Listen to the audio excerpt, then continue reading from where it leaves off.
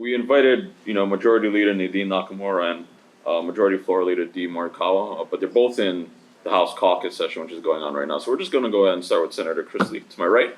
But thank you all for joining us here at our 2023 Civil Cafe Legislative Wrap-Up. I am reporter Blaze Lovell. I previously worked for Civil Beat up until a couple weeks ago. I actually just started with the New York Times as a local investigations fellow. But with me is no, you're not here to see me. You're not here to see me. Here's the guy you want to see. Joining me today is a real Civil Beat reporter, Kevin Dayton, who's been covering, this building this year. Ben Angaroni helped him after my little leave of absence. This is his first session, so why don't you give Ben over there a hand as well.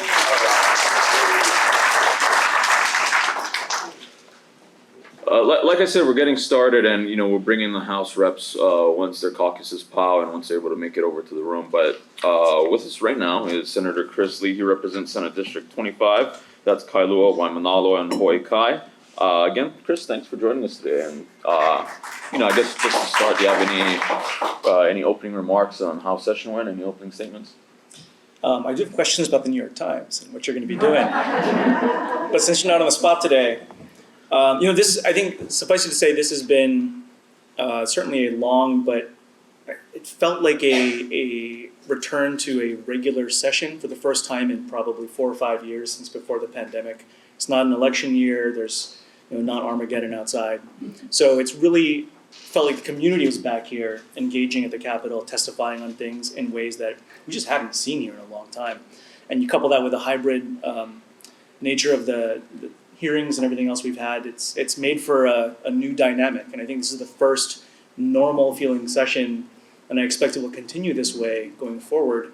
And it's been relatively smooth. We have a new administration this year, a whole bunch of new folks in the House and in the Senate. I feel like it's safe to say, I think one of my colleagues had mentioned this the other day, that this past year has been the single biggest sea change in Hawaii politics and governance in probably 30 or 40 years, where everything is sort of aligned, where you have a new governor, new lieutenant governor, about a third of the House, maybe about a quarter of the Senate. We have incoming this year new Supreme Court justices. So this is like a pivotal moment, and it feels like coming out of the pandemic and everything that it's entirely uphill and optimistic. So I think is that setting the stage enough? Sure.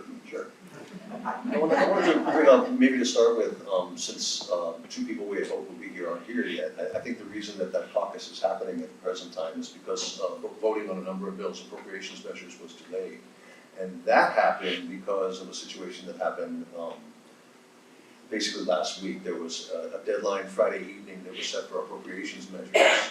And I'm told, some 3 dozen bills didn't actually make it to that deadline. They weren't completed, they weren't ready to go, and couldn't be decked on time. And because of that, the House and Senate agreed, correct me where I'm wrong, by the way, the House and Senate agreed to move the final decking deadline. They moved it twice, as I'm told, but basically ended up moving it until Monday afternoon. If any of you were following bills that died on Friday night, that can be kind of distressing, because bills that, some 3 dozen bills were given a new lease on life from Friday until Monday, but all the other bills that didn't have agreement by the deadline on Friday didn't get that kind of extra time, didn't get that extra opportunity to be agreed to and then be passed and decked. And I guess I wanted to ask you, Chris, why was that done? Why couldn't there have been an extension for the other bills that ended up falling on the floor because there wasn't enough time to move them on Friday? Yeah, so for folks who have been following, the last 2 weeks we've been in a conference committee period of legislature, and there's been a ton of folks negotiating bills from the House and Senate back and forth, and we had a deadline Thursday at 6 p.m. to finish up negotiations on all the bills that don't have money in them, non-fiscal bills, and 6 p.m. by Friday for all the bills that do have money. And typically, in most years, things go relatively smoothly. And occasionally in the past, and it's happened a few times, those deadlines have been extended, usually for a period of hours or sometimes to the next day. What that means and it doesn't mean is really important. All the negotiations on bills still had to be done by 6 p.m. Friday. So I don't know if you guys saw in this very room at about like 5 o'clock, everybody was in here, House and Senate members, pounding out the very last votes on the very last of the measures.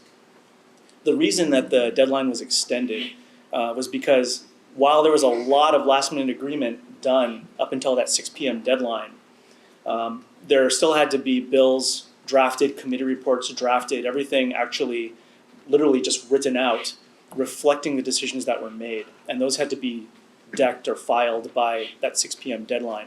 And so what was extended was the deadline for that work to be done. So it's not as if the legislature was in negotiating a ton of bills over the weekend or anything like that. What was decided on was decided on. It was just a matter of getting the drafting and the legalese written out so that they could be filed, which ended up being Monday, I think at noon or something like that. So that meant all those fiscal bills at the very end, like, I don't know, what is it, 30 of them or something like that, couldn't be put on the agenda for final vote and had to be delayed. So that's coming up tomorrow, where we're going to have final votes in the House and Senate on those leftover bills. Okay, but I mean, that kind of begs the question. Well, my question really was, if you were gonna give more time to some bills, why not give more time to others?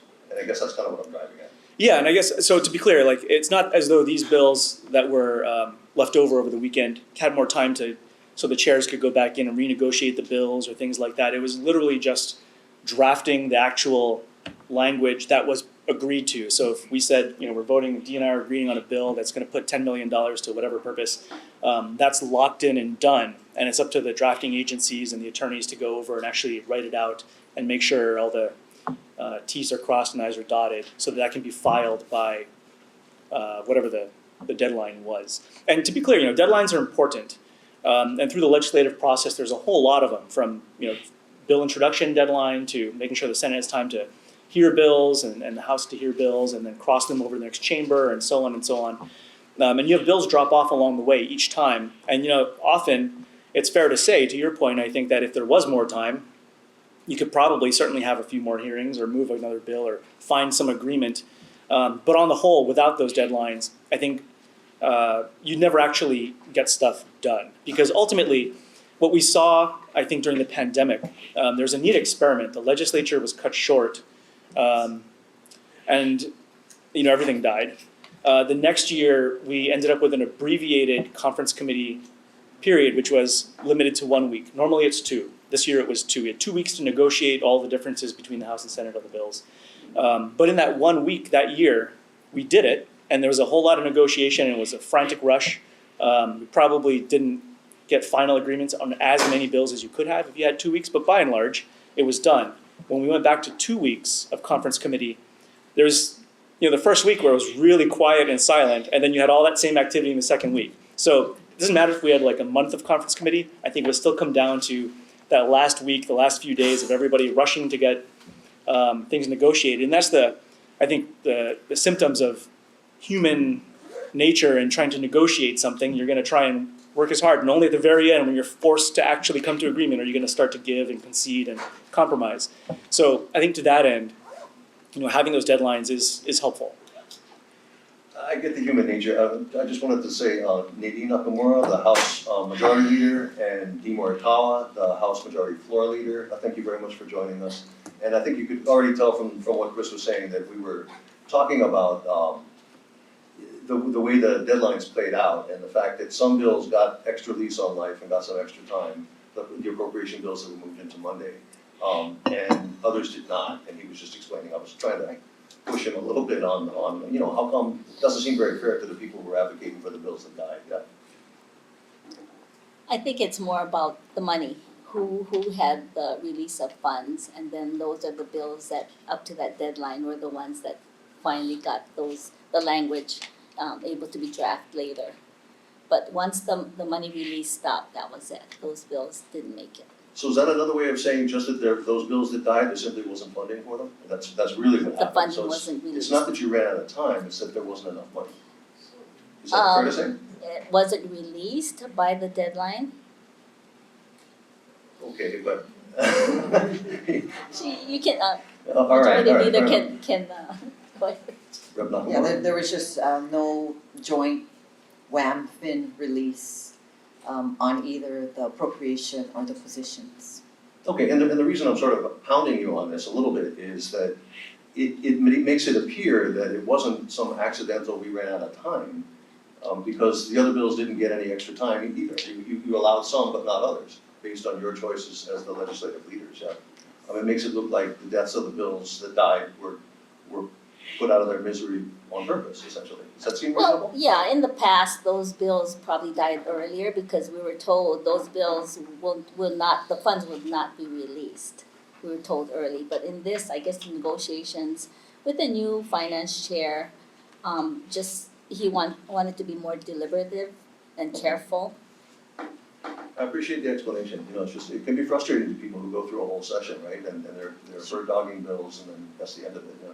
Yeah, I think, just personally, I would say that our new finance chair really wants to make sure that the state of our Hawaii's finances are good and that our bond rating is gonna be solid. Fair enough. I'll just jump in here. One of our audience questions was actually on, conference committee and why, do we jam things into these 2 weeks and then further jam things into 3 days at the very end? That's the first question. Then the other is why do the finance and ways and means chairs get so much power to, dictate what lives and what dies, both in policy and in the appropriation sense? I think a lot of people looking from the outside in sort of, obviously conference as a black box and sort of just question, why do we do it anymore and have this mad rush at the, end of session? Is there a way to do it better? Yeah, I think what has been explained to me is that we have a new governor. Governor messages came in very late in the game, which affected the crafting of the budget, which affected when deliberations could begin. And everything took a little longer. We do have a new finance chair. We do have a lot of new staff. We do have, so it was a learning process as well. We also know that, so things got a little backed up at the end. Things were congested, kind of condensed in time. We had to go into the cattle call on last week Friday, which I heard hasn't been done since 2014. Oh, really? So it is, so we all had to learn about that process as well. But at the end of the day, we have a strong budget that reflects many of our priorities that I hope we can get into, along with aside from the process to get where we got to, some really great things that came out of this session. Absolutely, we were just killing time until you folks could show Can I call a quick timeout for Absolutely. later? Sure. Okay.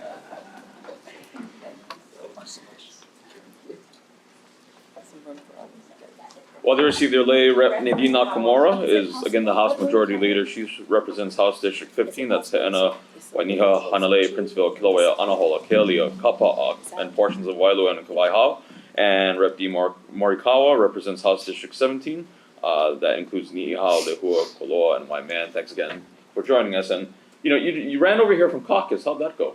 Long, obviously very long, but it was a good chance for everyone to kind of air out their frustrations and it's gonna help us improve a lot for next session, and that is a commitment that many of us have made.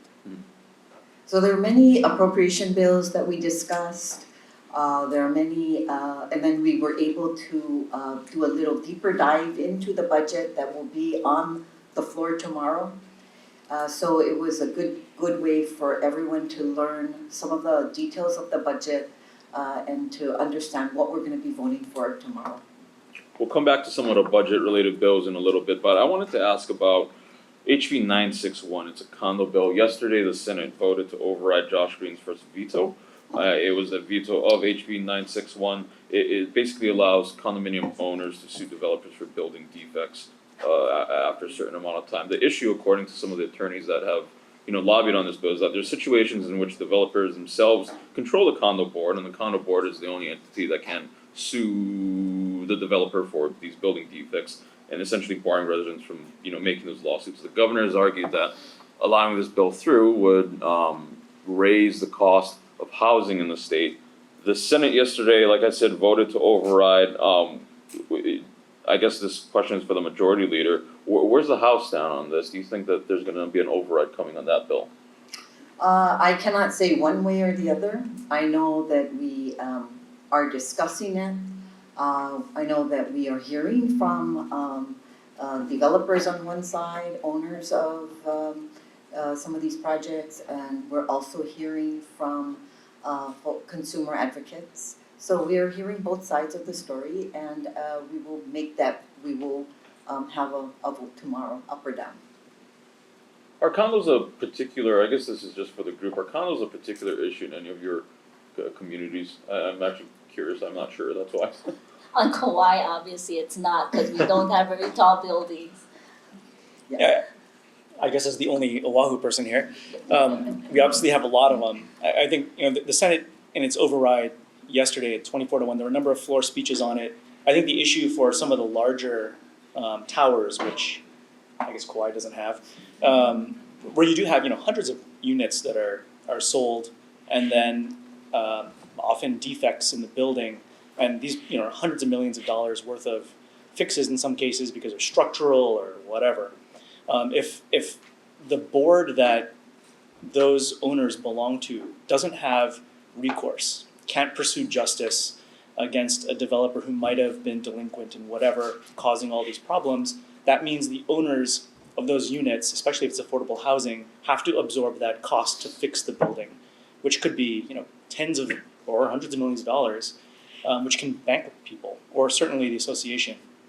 So making sure there's at least some recourse where those folks have a 2-year window of opportunity to then sue whoever it is that was at fault for that and get things fixed so that they don't have to pay for it themselves, I think was part of that discussion and why the vote ended up the way it did. And also, I didn't want to skirt your question, but in majority caucus, we're not allowed to vote or get a, you know, a show of hands how people are going to vote. So I'm unable to tell you which way we're going to go at this time.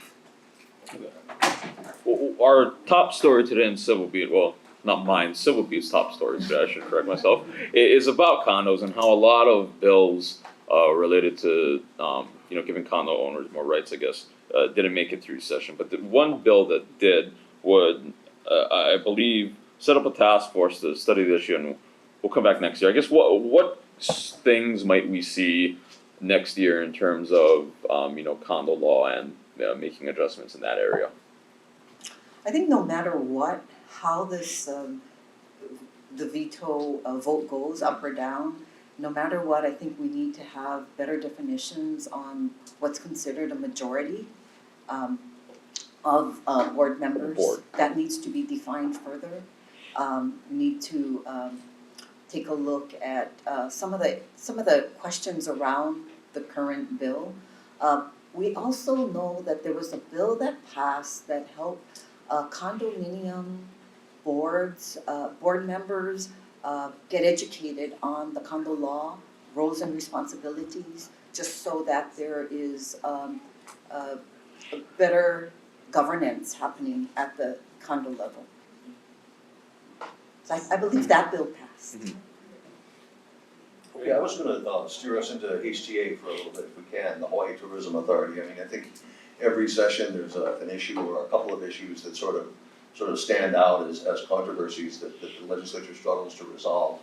And HTA certainly affects our economy, which in turn affects everything else, and so it really does have some weight to it. There were several bills that contemplated abolishing HTA this year, which is interesting since we all just watched what happens when tourism dries up during the pandemic. It's pretty frightening actually, because so much of our economy is dependent on it. And I remember there was a floor speech by Gene Ward, your Republican pal, Gene Ward, who said, hey, you know, these bills to eliminate HTA are basically punishing that entity for succeeding. Essentially, the argument that he was making was, you know, HTA, by marketing Hawaii to the world, got us 10 million tourists, which is what it was supposed to do, and now you're gonna clobber it, basically, and shut it down. HTA, when it was all finished with the bills dying, HTA was left out of the budget, and as I understand it, it's unfunded. Correct me if I'm wrong, if you folks have learned that there's something in the budget that I didn't see anything. So I guess that that leaves them apparently with enough money to maybe market the state between now and December, maybe. So I guess I'm asking, is this the kind of thing that's gonna pull you back in to a special session? And, you know, where do we stand in terms of that issue and how that agency is gonna function?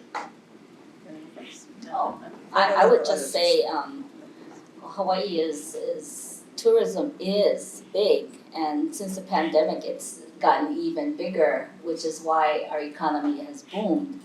I think that the message is loud and clear that we need to market Hawaii as not, and we have to control how much we can handle in the whole state, the capacity of how much tourism we can handle. And that's a discussion that we are taking, and we're not sure if that's HTA's objectives, but we just want them to, just be more aware of destination management.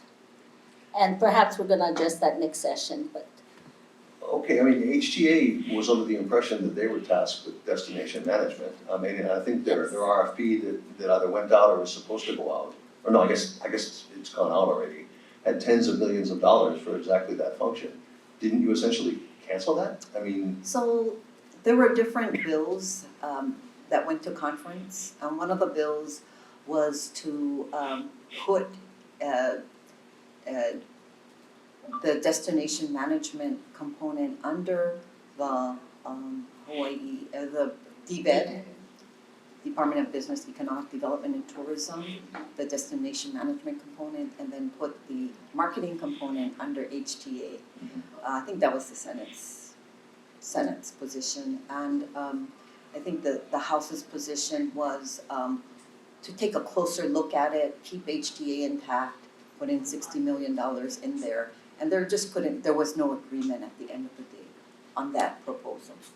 Yeah, I didn't, So I think you're correct that there is nothing in the budget and there was no bill at the end of the day. So there are conversations going on right now. I know the governor and the lieutenant governor are looking at other ways to fund HTA. I just chime in, I think building on some of those comments. Whatever the specifics of a bill or budget appropriation look like, I think the discussion over the last couple of years, basically since the end of the pandemic, between the House and the Senate and the administration, everybody has been generally aligned, which is how do we better manage tourism and its impacts on local communities and leverage our ability to draw people in to do good for our communities, right? How do you transform the once arguably 20th century model of Hawaii is just a place where people come sit on a beach to it's a place where we can have a narrative that shares our culture, engages people in our communities in a interactive, positive way, and does it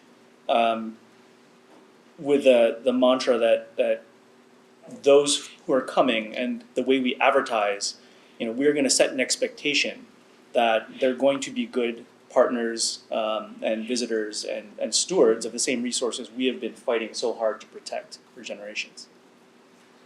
I think there were some really excellent things in the destination management bill that the House is working on, including having someone in the lieutenant and in the governor's office that solely focuses on destination management, because many of the hotspots that have been identified in each of the county destination management plans are state properties. Many of them, some of them are in county lands as well, but a lot of them are trailheads. Some of them are at our beach parks. Some of them are at overlooks that are very popular for tourists. And so we need to coordinate our Department of Transportation, working with our Parks Department, working with our Forestry and Wildlife divisions, and we need someone at a very higher level, because HTA cannot bring everyone to the table that need to be there. So we need someone at the governor's office to bring the key departments together to help solve these problems. The other piece that I think is critical that was in the bill that the House proposed was to have destination managers in each of the counties. 2 on Oahu because it's a huge island, 2 on Big Island because there's Kona and Hilo, and then and also on the other islands. So the whole thing right now is that destination management component is subcontracted to HBCB to then hire people in each of the counties to do this work. But HTA needs to control that. And so that was one of the pieces that made a lot of sense, that was in the bill that eventually did not get approved by the conference committee, but that we should move forward with because HTA needs to control that, and HTA needs to have the presence on each island in order to address the hot spots like we did in Haena. And that's what I was gonna say, DLNR is doing a good job right now in trying to figure out how they can manage the capacity at these very popular beach sites. Okay, and I think I'm hearing that the sense is that we'll be able to muddle through until next session, essentially. That's what you folks. That's the goal. All right, and just out of curiosity, is this a groundswell that's coming from your constituents, from your districts that are saying, what we're doing is not working, we have to do things differently, or is this coming from the caucus? Where is this coming from? Well, if you go to Kauai, you'll see that you can't move your vehicle around very easily. The traffic is really, really bad. There's just no relief there, and I think that's one of the things we wanna talk about, is how do we get people off of the roads and maybe manage their transportation to destinations better. And I think one thing we need to keep in mind is in some of the neighbor islands, like on Kauai, on any given day, 1 out of every 4 or 5 people is a visitor. On Oahu, it's maybe 1 out of 17, so you may not feel that impact as much as we do on the neighbor islands. And so but your representatives from the North, Laniakila, people in Waipio Valley, people, on the north shores of many of the islands, they are feeling the impact of the visitors, Kailua Beach. So we're saying, wait a minute now, we need to control this, we need to spend some resources and some energy focusing on the impacts of visitors in our communities, because our residents cannot enjoy these natural resources. We can't enjoy our trails and our beach parks. And that, we need to turn around that thinking for us, for residents to accept this visitor industry and to make it coexist with with our residents, our longtime residents who are paying the taxes and are trying to keep these resources available for our needs. Well, it's really interesting to hear, because something that's coming out of the legislature is one thing, but if it's coming mass requests from your constituents, that things are gonna move, I would think. I think whether it's Kauai with the second best beaches in the whole state, or East Oahu, which has the best, people want to go. But no, I think to your point, we have been hearing it from sort of the grassroots community level up, especially because during the pandemic, right, all that went away and people could venture out into the beach, and it was like old times. And I think people want to keep as much of that as possible, and so that's why this conversation really has picked up in the last year or two. Okay, jump in? Yeah. I love just to Kauai. Switch topics quickly. The vaping bill. So this year the House and God. This year the House and Senate finally agreed to come to an agreement to tax vaping products and e-cigs in parity with tobacco products. It was 70%, right? Was in the 70%. final Yes. 70%, right? I guess, Senator, I'll start with you. Do you think a tax is more palatable right now than an outright ban in the legislature? I think it's what was doable, which is why it happened. But the discussion's not done, right? I mean, this has been around for a decade or so, maybe a little bit more. And certainly in our schools around the state, you're seeing. I have a middle school in my district where at one point it was expected that half of all the students there were vaping in one form or another. I mean, that is just unconscionable that we can let that happen. So what do we do about it? I think taxing is the very first thing that ought to be done, if not only to make it just a little bit more expensive so middle schoolers can't afford to get their hands on it, just as a matter of fairness and level the playing field. But I don't think the conversation goes away. I think there's going to be bills next year and the year after that and the year after that. So I expect we'll get to a place where whether it's a ban on flavored vaping products, this issue has to be addressed, and the community is certainly not going to be going anywhere, and the legislature is going to be here to debate that all next year. One of the provisions you guys slipped into the bill, and correct me if I'm wrong, and I think this is how I read it, was that it limited the sale of those types of products to only commercially licensed entities, so businesses basically. Is that would that basically make it where if you're sitting at home, and you had a debit card, you couldn't go and buy something online if you're like under 18? I don't know the details of that. I do know though that the vaping bill, which makes now vaping products equal to the tobacco taxes, the 70%, is one of the very few revenue generating bills that passed this year. And the estimate is that it will generate $15 million in revenues for the state. But I agree with Senator Lee that there will be, I'm sure in the future, other types of bills to address the concern about our youth accessing vaping products as, in elementary school. But I will say, one thing that I appreciate about the vaping anyway is it doesn't smell like tobacco. Well, it has a bad smell, but tobacco, long ago, it just stunk up everything. And you don't get those cigarette butts all over the ground on the beaches and all of that. But yeah, this is the first step, and the conversation is not gonna stop.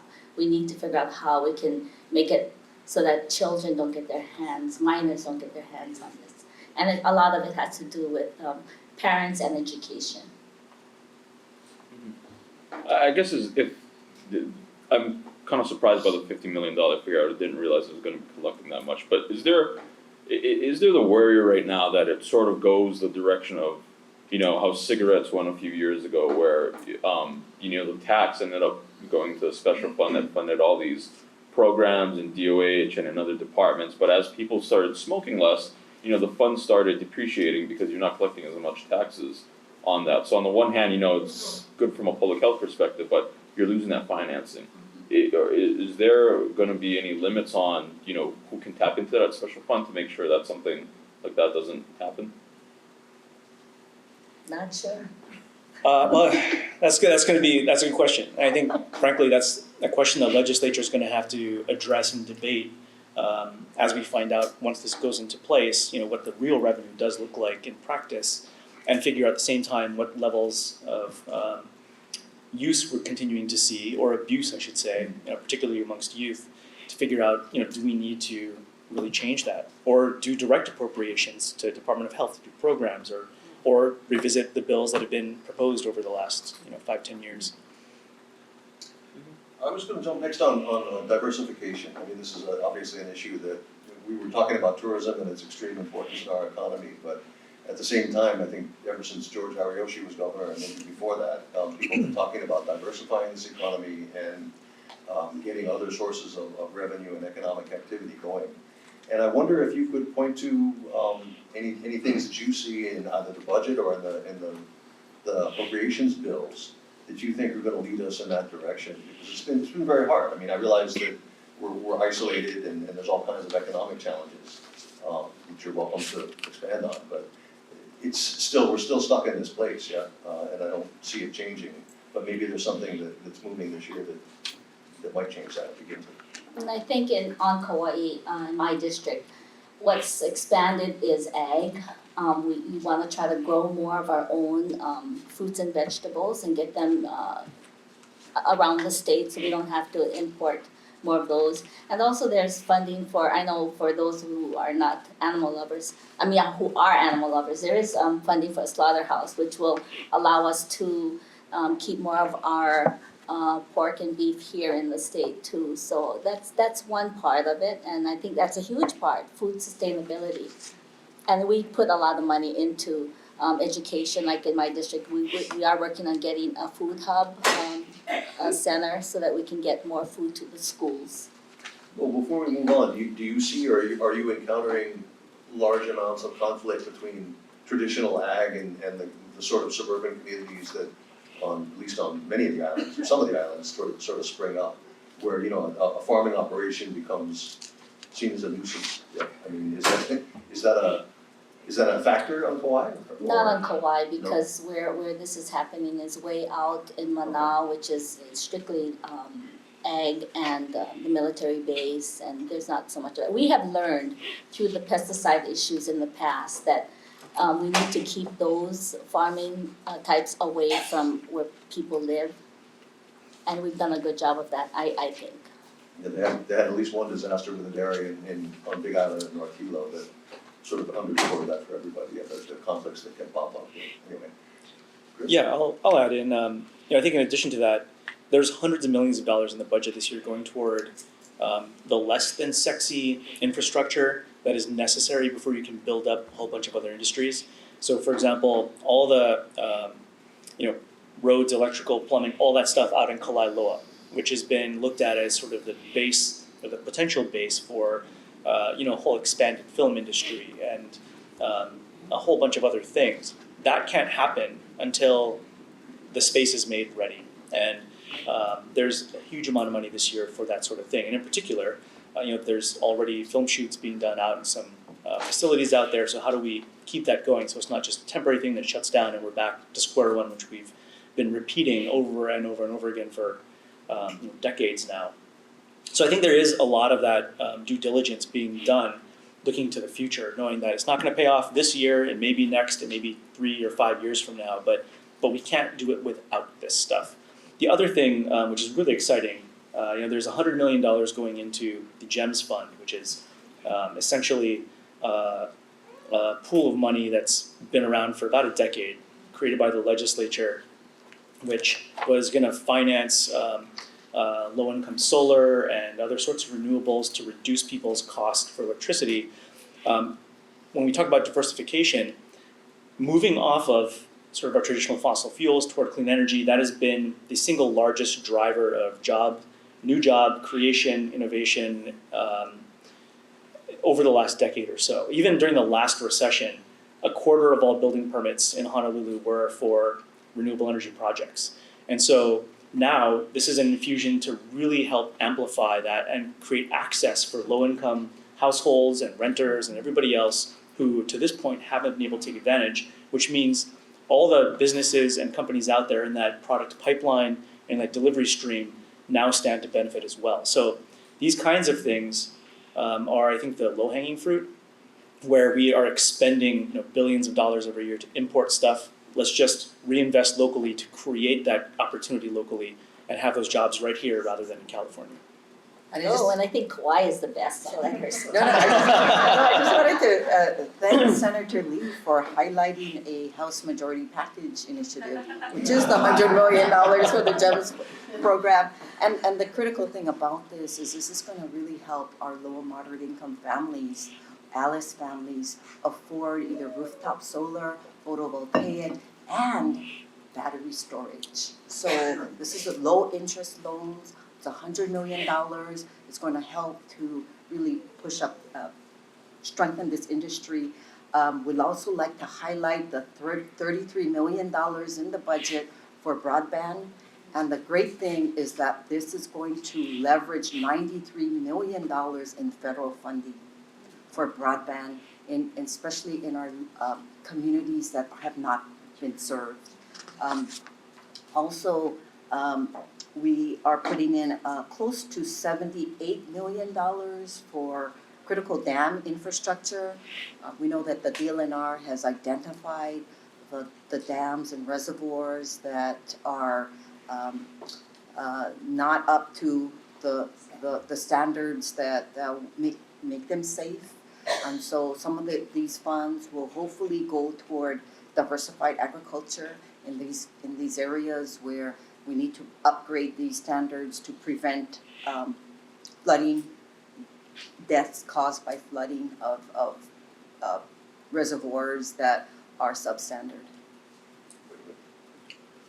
Speaking of the economy, and Rep. Morikawa, this was your bill, one of the big hemp bills passed out of conference committee, one of the 5, and so I can't remember which one passed because a few went to conference, but one of them did pass. Could you walk us through what that does? Yeah, it was my bill, because what happened was they incorporated a lot of the other bills into my bill. I didn't know about it. but I'm happy, thank you. No, it is, because there is a farm in my district, and for years, we have been told that hemp is great for the environment, for the ground, for health. But hemp could never get off because of these restrictions. So this bill was intended to make it easier for these farmers to get their product to market. But I'm not sure what all is in there, but It I'm was, hearing it's a good thing. it was originally to help those farmers in your district. Well, I have a big farm in my district, yes. I know on a lot of islands, there are farms. And they have so much restrictions that they cannot get their products out. So this is the objective of that bill. And I hope it works this time, because we've been trying this for so long. Yeah. I was gonna maybe turn to some social issues for a little bit, some sort of social welfare type issues. I really never thought I'd see the day when the state of Hawaii had a $2 billion surplus. And I know it's raised a lot of hopes for a lot of people that some of these sort of chronic problems that we have, whether it be homelessness or the whole array, I think we're all very familiar with it, painfully familiar with it. And yet, frankly, the House and Senate agreed to put $1 billion in the rainy day fund, and I understand some of the reasons for that, although I hope you'll expand on them a little bit. But it seems like the money's been tucked away, some of it, about another $450 million, I think I saw, cash was used for CIP, which is helpful. I mean, that moves the economy along, but doesn't seem to address most of the social issues, I think, that I think a lot of people are worried about. Why don't we start with you then, Nadine? Thank you. I'll take it. Yeah. I think, yes, we did tuck away $1 billion into the rainy day fund, that is true. But we also took care, I think it was a big year for housing. It was a huge initiative for the House majority. It was included in our majority package to fully fund the rental housing revolving fund, which we did. But when you add up all of the housing and homelessness initiatives this year, it's probably over $600 million. And I'll give you a little rundown of what that includes. The rent housing revolving fund for the 2 years, $280 million. For the dwelling unit revolving fund, close to $100 million. The Ohana zones, which helps with all of our homeless shelters, our transitional housing, not just building, but operating them once they're built, because we know that's a critical component, $15 million. Kauhale, the governor's initiative, $48 million. This is a great year for rent supplement, which is the rent supplement that's administered by the Hawaii Public Housing Authority that gives up to $500 a month to our low-income families. That is $6 million this year in new funding. And that is the shallow subsidy that keeps people from becoming homeless, so it's a critical component. There was a set aside, in addition to the rent supplement, $1 million for kupuna who need the rent supplement. And then supportive services, permanent and transitional supportive services, $5 million. And this, I'm gonna talk about it because it's my bill, and so I have a personal interest in, so this is to help work with the nonprofit organizations there who are doing really good work in developing permanent housing for people with mental disabilities, people who with substance abuse, people who are coming out of prisons, people aging out of foster care, people with developmental, intellectual, or physical disabilities. This is a pilot program because we know the income of many of these people that I'm talking about are extremely low. And so we need funds to build, we need funds so people can pay their rents and live there. But they also need a third and critical component, which is supportive services. Without the three, they cannot be successful in their housing.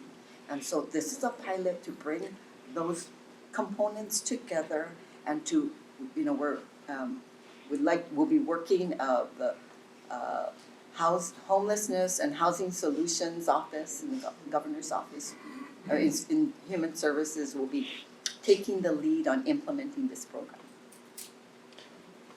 I'd add, I think it's almost a fallacy to call what we have this year, I think, a surplus in real terms.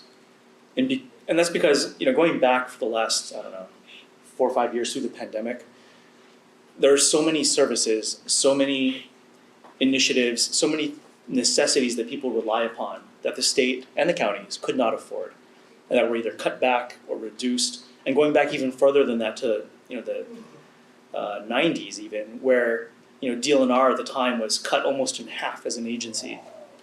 There's been a lot of effort for many years to address fundamentally the key issues and the key needs communities have raised. And so part of that, thinking about it this year, there is more money than was budgeted for last year because of a lot of those cutbacks. And so a lot of what was used this year was to put things back in place that previously were there. So for example, at DLNR that I mentioned had been chopped to the bone for a long time now. We have constant complaints, certainly on Kauai and around the state, where you have not enough conservation resource enforcement officers, and there's folks breaking the law right in front. You call up DLNR, and the one guy they have that's on is like on the other side of the island and not going to be able to get there in time. So there were about 36 new positions created at DLNR to replace that lost capacity and address some of these issues that people are really worried about. And that's true in almost every department across the board. Unemployment insurance, for example. We all know what happened during the pandemic, where you had this flood of need, and at the time the legislature and the governor set up that emergency triage center at the convention center, where a lot of us went down and volunteered and worked on these like 1980s green screen, no mouse, no anything workstations, which was just like mind-boggling. I think it was probably older than I am. So for the first time, we're really, this year and last, we've been investing in updating a lot of our systems, which again isn't one of those sexy things, but is necessary and has gone for like 40 years unfunded. So a lot of that surplus really is just taking us back to functioning government again in a lot of ways and meeting the expectations that people have from the community. So I just want to put that all in context, because it's hard to understand sometimes when you just think, oh, it's a surplus, so it's all this extra money, but it's not really extra. And yet, we do have very, very serious social problems. I mean, I think it's obvious to everybody walking around downtown or pretty much anywhere else, but point taken, I get your point. Just to interject real quick, we're still taking audience questions. There are staff members in Civil Beat t-shirts, should have some note cards if you want to write those to us.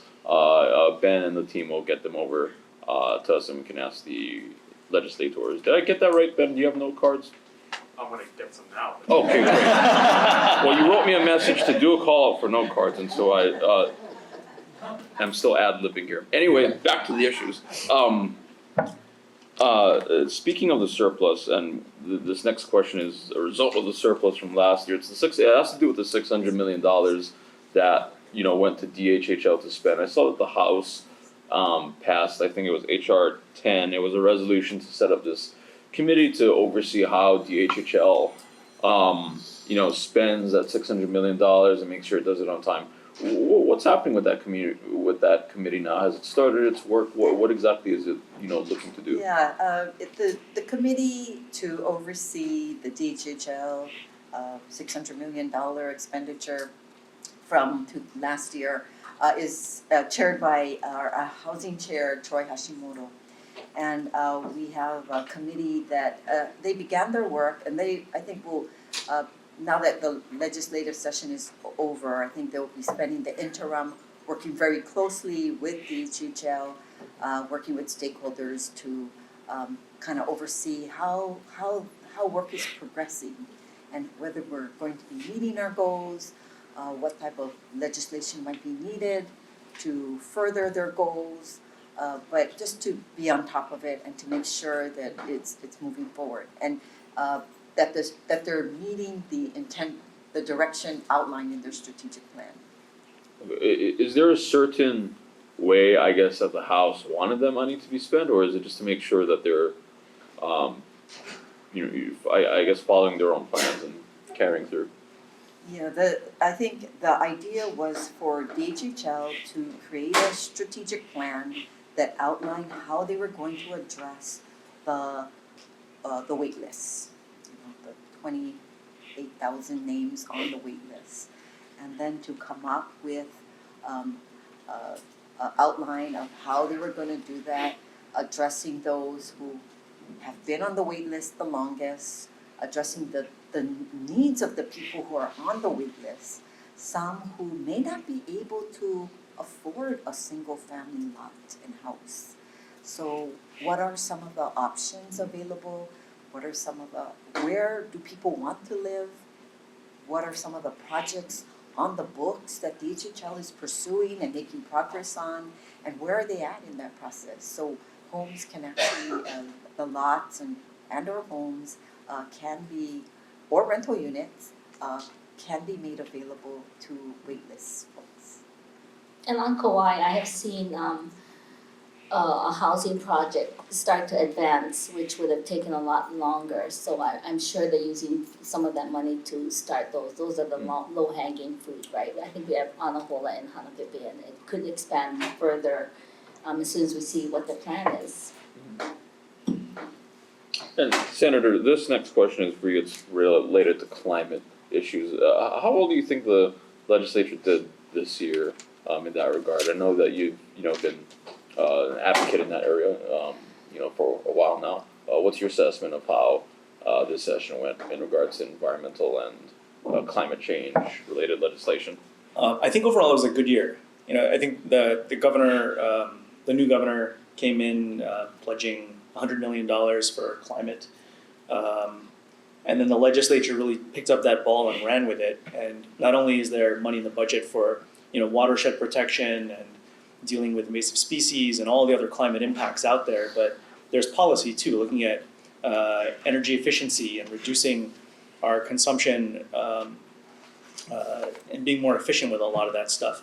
On the transportation front, which is where about 60 or so % of our emissions still are in Hawaii, we passed a fairly comprehensive bill that will really try and tackle that, which sets out targets for zero emissions ground, sea, and air transportation, which is going to be really exciting because it means not only are we finally closing the gap on transportation, but also it's opportunity, right? In the same way that 10 years ago we looked at solar and the proliferation of rooftop solar that we talked about, being able to create whole new industries and thousands of jobs and all that. Same holds true for transportation.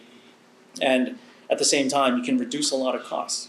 We've been talking with operators in the electric aircraft and aviation space, like half a dozen of them that want to look at, and the federal government, which wants to look at Hawaii as sort of the model for the rest of the country for what's possible. And we're geographically ideally suited with all these different islands and everything. And so if you can deploy somewhere, it makes sense here, which means opportunities for zero emissions electric transportation inter-island, which can lower the cost of inter-island airfares significantly, because no longer are you paying for jet fuel that's imported here and then refined and then turned into fuel and sold and all that, but it's just electricity. And on some islands, like the Big Island, which has geothermal capacity, or Kauai, which is doing better than every other island, Yes. there's going to be, in the near future, an opportunity to leverage that generation capacity on our electric grid to fund transportation. In some estimates, last year we looked at that could mean as much as a 40% reduction in inter-island travel costs, for example. To say nothing of all their electric cars and everything else which are out there, which can help reduce costs, especially now that battery technology is taking off and the costs are coming down significantly. People being people, they sometimes need a deadline. I think we talked about that earlier today. And I wonder, I don't think that bill has a deadline in it, does it? It doesn't? And you did that worked very well with the effort to push the utilities to get over to renewable sources. Right. Do we need to go down that road again?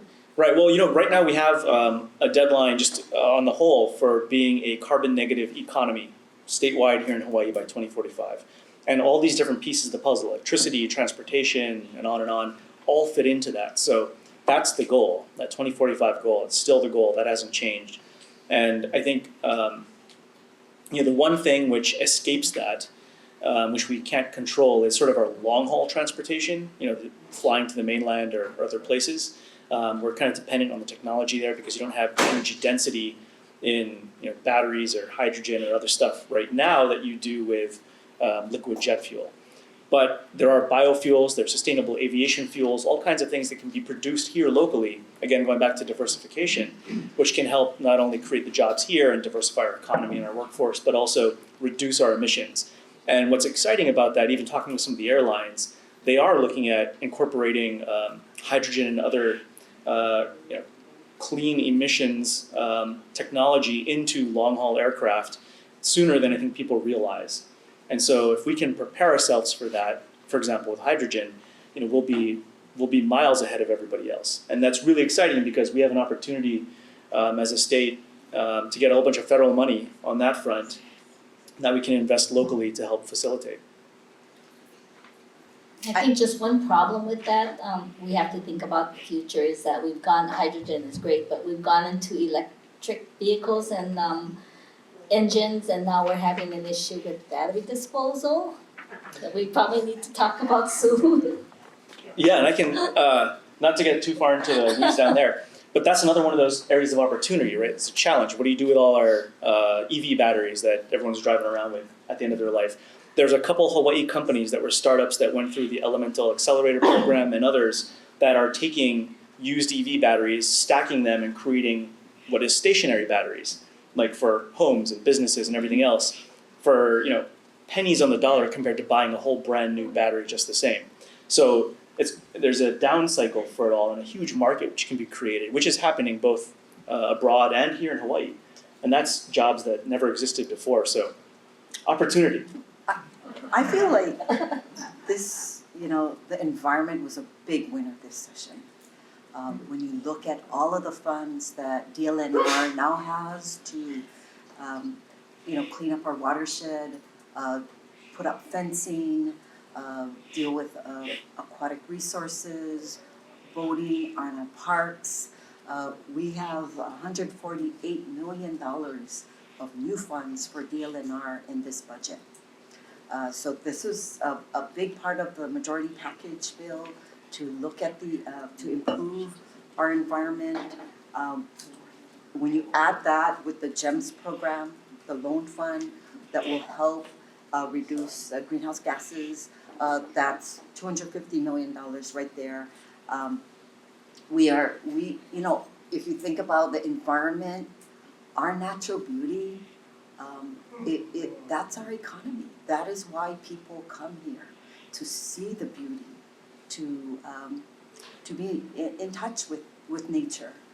We're seeing much more of environmental tourism, ecotourism, people who are coming here to relax and enjoy the outdoors. And by putting the resources here, we are giving DLNR, which has been very underfunded, I believe, the resources to make the improvements we need for our natural resources. Okay, I just want to add, and we also have to protect our watershed. Although we may not have passed some bills to deal with cesspools and all of those issues, I think that is something that we need to work very closely with the county because it's mostly their jurisdiction, but we really need to talk about wastewater and solid waste. Yeah, cesspools, that's a huge thing. It's, it may not be the number one priority, but it's definitely number two. Well, Rep. Nakamura I said you cut off. Rep. Nakamura had a pretty substantial bill that died at the last minute. We were talking about the bills that fell off the table at 6:30 Friday night or 6 o'clock Friday night. You're going to bring that back, I assume. Yeah. We will be working on that. I think my bill was initially to give the counties, as an incentive, funding to start doing planning and design around converting cesspools in residential areas to the wastewater treatment systems that are run by the counties. So do it So counties, you choose an area and here's some funds, do some planning and design and start connecting up because these cesspools are impacting our water quality, they're impacting our nearshore water quality, and we need to start doing something. So unfortunately, other things were added onto the bill. It became an omnibus cesspool bill, and at the end of the day, we did not get that through the finish line. But that's not to say that, Yeah. that's not to say that stuff isn't being done. There's actually a number of groups coordinating with our departments and agencies on that right now. And in fact, one nonprofit in particular, Wastewater Alternatives and Innovations, has been doing work looking at how to bring in innovative technology. So we're not just converting cesspools to septic systems, but there's much cheaper ways and much cleaner ways to do it, depending on the size and scale of your house, neighborhood, or building. So there's a lot still happening. Yeah, just back to Nadine, your bill. Was it that? Did it die because of the? There's just too many policy components in it, or was it the funding for this county pilot program that you're describing? I think it's That a sort of- combination of things, the funding component, but I think there's also a basic policy difference on whether it is the state's role to convert all of these cesspools into either septic systems or innovative alternative systems or through municipal wastewater treatment plants. There's a real policy question as to, is that the role of the state or is that the role of the counties? And so I think that's part of the issue at stake here. And then I guess what about the areas in certain counties? Say this does go through next year or soon. There's going to be areas in certain counties. I'm just imagining that's really hard to connect to sewer. I'm just thinking of where my uncle and them live out in Puna, and trying to get the sewer a couple dozens of miles all the way out there to the really rural parts of the Big Island. I'm sure there's areas on every island. How do you deal with that? That's why I think the cesspool committee that was formed and have been working on it for the past 3 or 4 years have done a really good job in working with the University of Hawaii to identify those areas that are in the priority 1, priority 2, priority 3. Those that really impact our clean drinking water, for example, are in priority 1. Priority 2 might be those areas where it impacts our nearshore recreational uses. So, and some might be in priority 3 or 4. So it might be the area in Puna where maybe it may not have that direct linkage to impact. So maybe a future, if we're going to prioritize, we need to really look at the priority 1 and 2 areas. I live in an area that is, I think, a priority 2 area. And so I'm looking for a direction as to, do I upgrade my cesspool or do I connect to a county sewer line that's 2 streets down from mine? But it has to be an organized effort, and that's why I introduced the bill, because I think there are many communities like mine. We are built up residential areas, and yet the counties are not, moving aggressively to connect. So, yeah. Before we lose you folks, I wanted to talk about taxes. It's like my favorite subject. I'm interested in, there were some really interesting bills that made it, and there were some interesting bills that didn't. And I wanted to talk about both of those groups if we can. Maybe start with an outline of the bills that did succeed this year. And then I'd like you to address that there's been a criticism that the bills that passed are aimed at more low-income residents who everybody understands are struggling. That's just the way it is at the moment. And that the middle, what might be called the middle class, maybe is not getting the relief that it needs as well. So maybe you want to jump in and sort of talk about I'm what happy did to, make yeah. it. So HB 954 is on the agenda. I think we did pass this out yesterday. This is includes a key component which was in our majority, the House majority package, which was the doubling of the earned income tax credit. It went from 20 to 40%, and this will help all lower income working families. It also includes HB 954, the food excise tax credit. It doubles that. which is exciting that will impact also working families. And then one, the child and dependent care tax credit, which was almost tripled. So these three pieces, yes, it is geared toward those families most in need, but also working families. So we are very excited that that this bill made it through the finish line and that many families will have tax relief in the next few years. Okay, well, one of the bills that the governor introduced would have adjusted tax brackets, income tax brackets, the standard deductions, the exemptions. Yeah. And I think a lot of people were hoping, because that would have gone all the way up and down the tax scale, as I understand it, the income scale. Right, and I think that's. Are we gonna take that up again, or are you gonna take that up again, I should say?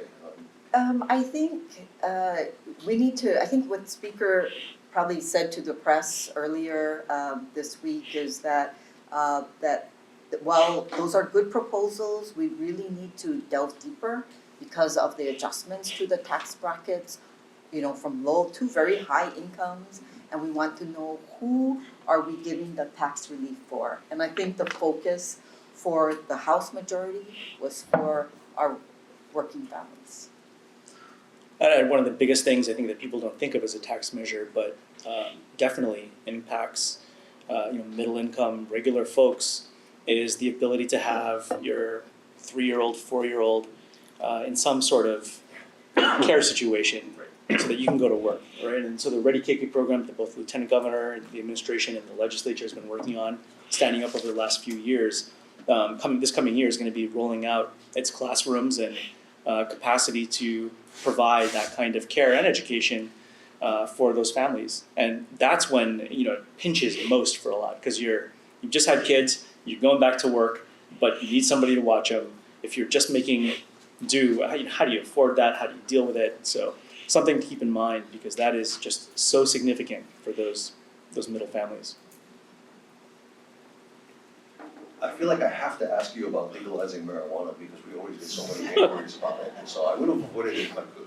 So, Chris, you had a bill this year to legalize, I think it was 4 ounces of adult use in any case. It didn't make it. The House, maybe Nadine could speak to that. The House stopped that bill essentially, and are we there yet, or is this just something that's going to languish for some more years? No, I think there's a strong interest in looking at legalizing recreational marijuana. But I think that the vehicle that was sent over by the Senate had a lot of concerns.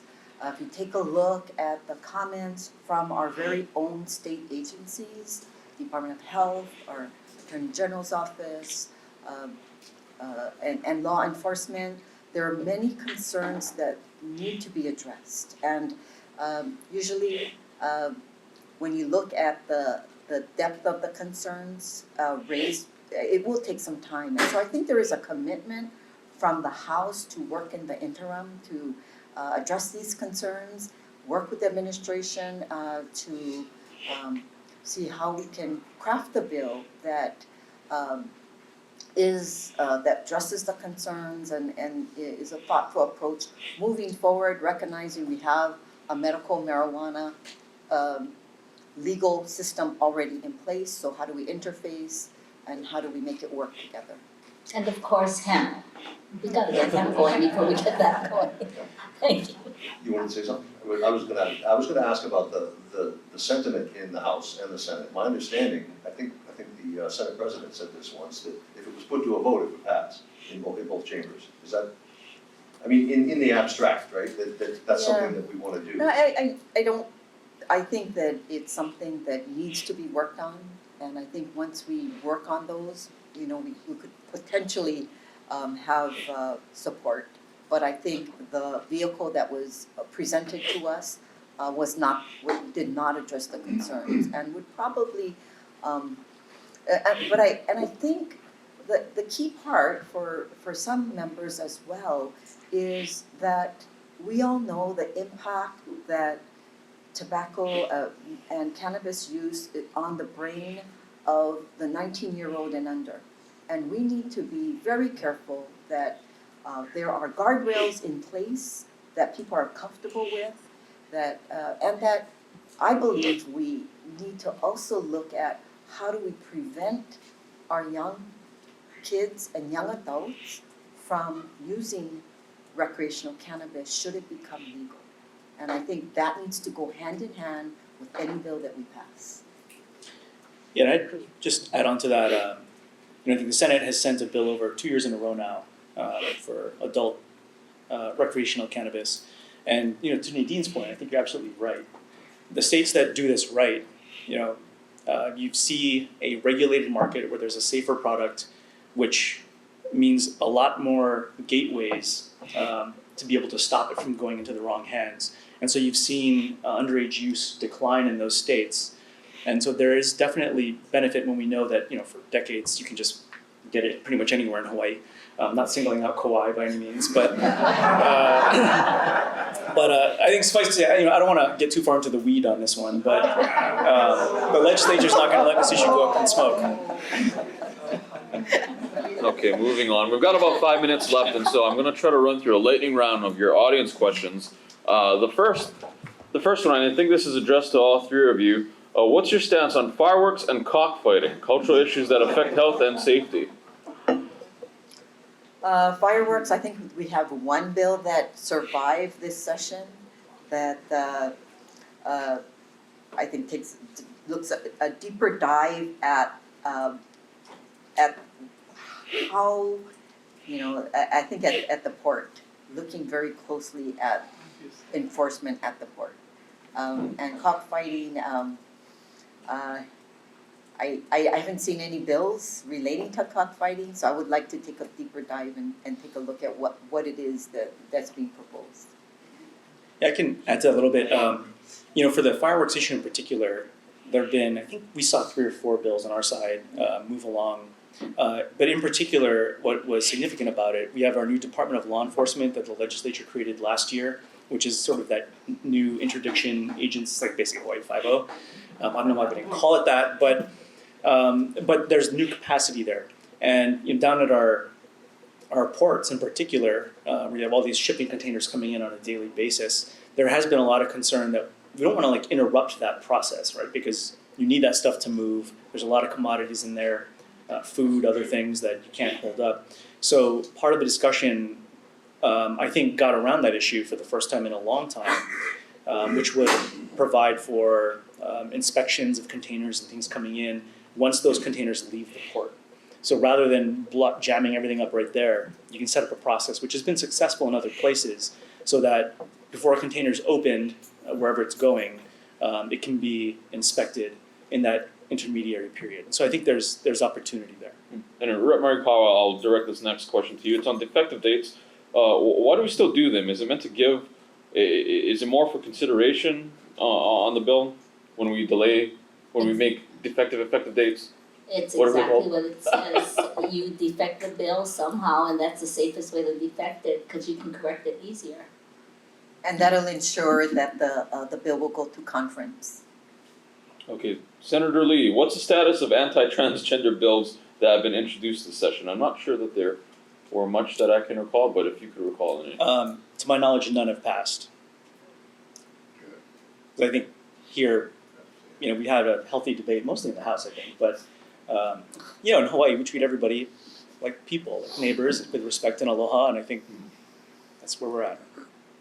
Well, one of the bills that didn't make it out last week had to do with public financing for elections. Could any of you explain the 11th hour sort of decision to, kill that public financing bill? This would have, I think this is the bill that would have done comprehensive public financing for our elections. What happened with that one? I wouldn't say we killed it. I would say that we couldn't put money in it because that was a whole lot of money. I think first we have to find out what taxpayers are willing to put their money to. And so when you ask them if you're willing to put $30, 1 million people pay $30 for campaigns, I don't think that you would get very favorable responses because right now only 34,000 people actually elect to give their $3, right? And that's only 100,000 if you need $30 million.